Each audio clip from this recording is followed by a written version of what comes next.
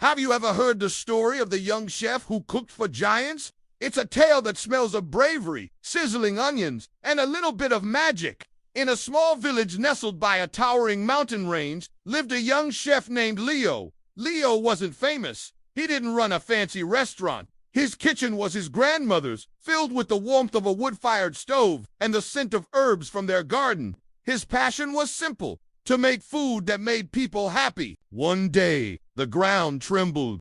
The villagers looked up in fear. 3 giants, as tall as ancient trees, had descended from the mountains. They weren't mean or destructive, but they were hungry. Their stomachs rumbled like thunder, shaking the very foundations of the village. They had eaten all the wild berries and mountain goats, and their hunger had driven them down to the human world. The villagers hid, terrified, all except Leo. Seeing their sad, hungry faces, Leo felt not fear, but a chef's calling. He grabbed his largest pot, a cauldron really, and his sharpest knife. He marched right up to the biggest giant and declared, "I will cook for you."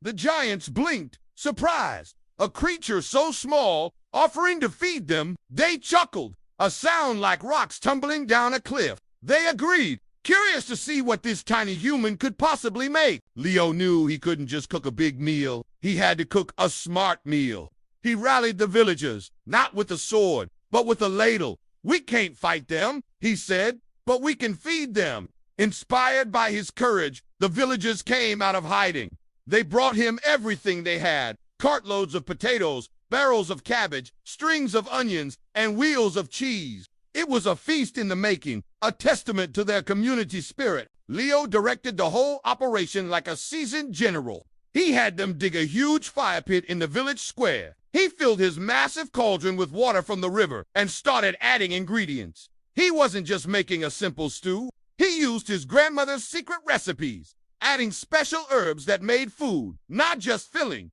but deeply satisfying.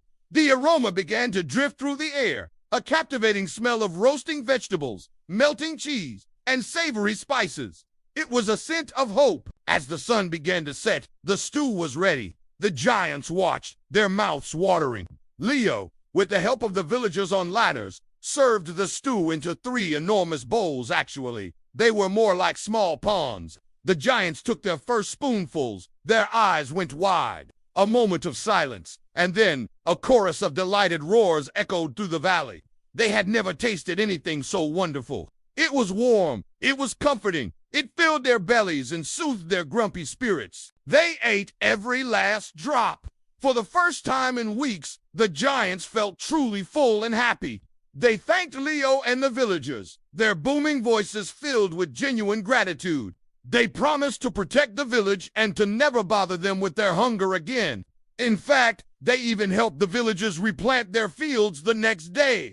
Leo, the young chef, had done more than just cook a meal. He had turned potential enemies into powerful friends, all with a pot, a ladle, and a heart full of culinary passion. This story reminds us that sometimes the greatest problems don't need a sword, but a shared meal. Kindness, creativity, and a well-cooked stew can be the most powerful weapons of all. Thanks for watching, and don't forget to subscribe for more amazing stories.